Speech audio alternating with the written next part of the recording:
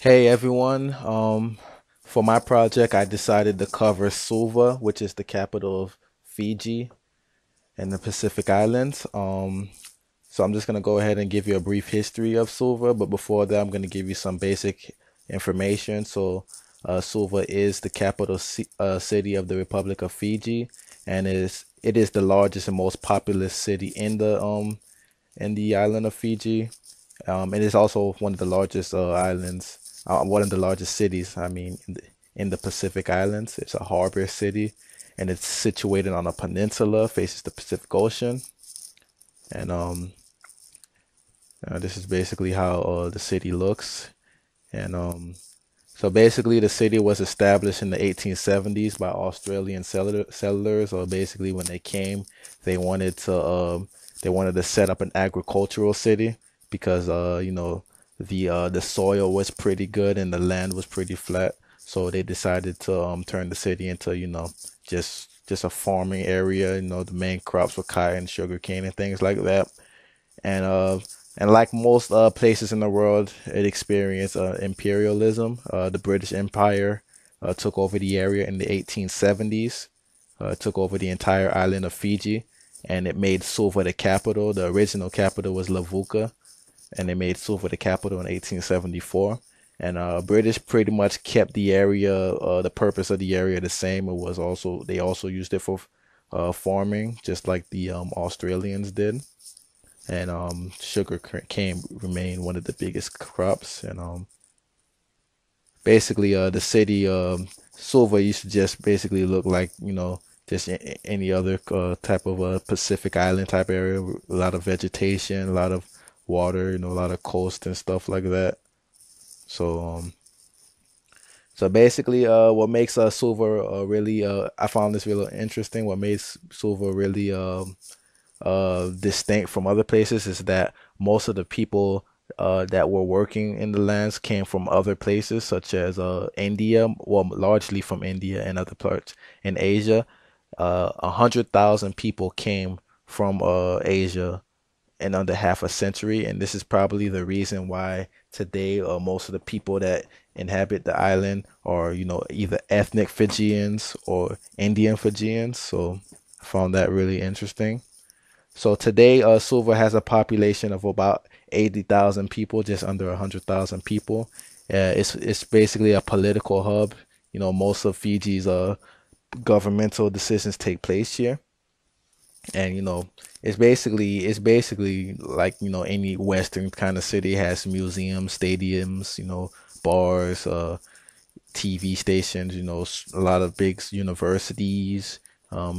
Basically, Suva, this is probably the reason why a lot of people like to, take vacations here because, it's really it has a lot of activities to offer people who are interested in, the Western kind of lifestyle. And spatial model, the city has a multiple sector nuclear model.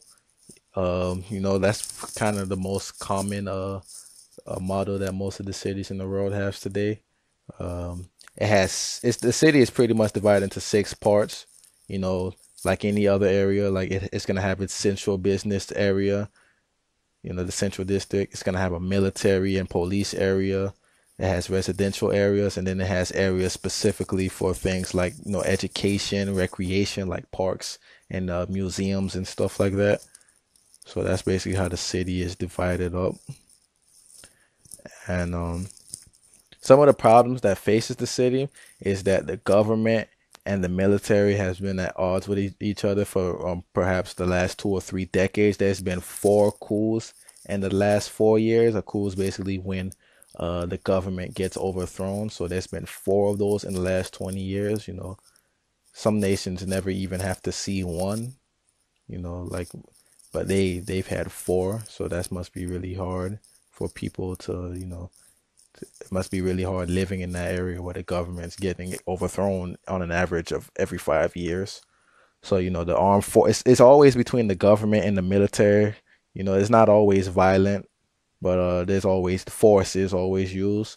Basically, the armed forces have been overthrowing the government, and the rationale behind this Which brings me to the next problem is the fact that there's a lot of inequality. Like a lot of people feel that they aren't being equally represented by the government. There's a lot of problems going on, especially between like the dominant, the dominant religion in the island is Christianity or Catholicism. But there are people like I brought up before there how a lot of and throughout the history a lot of Indians have come here to work the land. So there are a lot of people here who's aren't Christian. There's a lot of Hindus and stuff like that.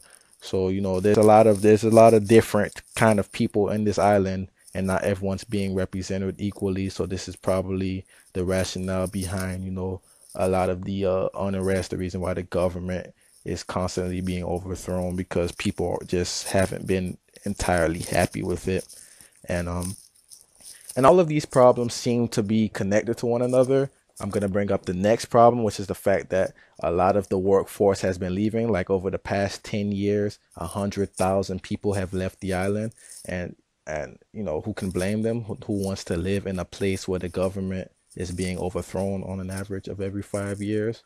So, all three of these problems are connected. You have people who feel like they aren't being equally represented, so the government's always being overthrown, and because the government's being overthrown, people are leaving. So this is a problem, and like many other cities in the world, Suva has been facing contamination of the waters. There's been metals like mercury, copper, iron been found in the water.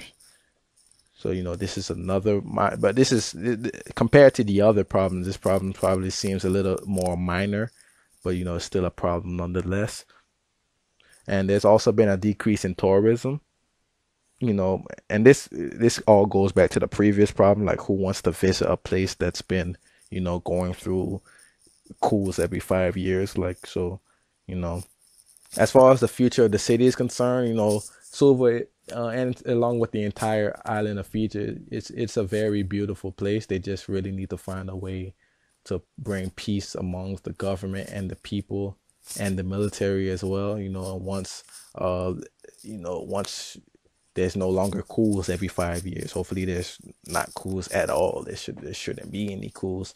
Once everyone's at peace, maybe people will stop leaving. Maybe tourists will start coming more. Maybe more people may come to live there.